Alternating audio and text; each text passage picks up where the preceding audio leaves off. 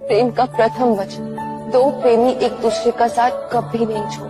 प्रेम का दूसरा वचन, जब प्रेमी खो जाए तो अपना प्रेम पुनः पाने के लिए समस्त संसार ही क्यों न खोजना खोजो।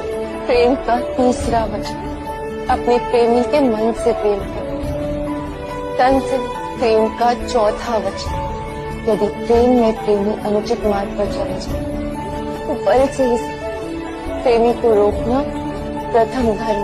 प्रेम का पांचवा वचन, दो प्रेमियों को सदैव एक दूसरे के वास्तविक स्वरूप का ज्ञान दिलाना चाहिए। प्रेम का छठा वचन, यदि दो प्रेमी किसी भी कारणवश एक दूसरे से दूर हो जाए तो उनके प्रेम में लीश मात्र भी कमी नहीं आनी चाहिए। प्रेम का सातवां वचन, समय आना प्रेमी को अपने प्रेम के लिए कुछ भी करना होगा।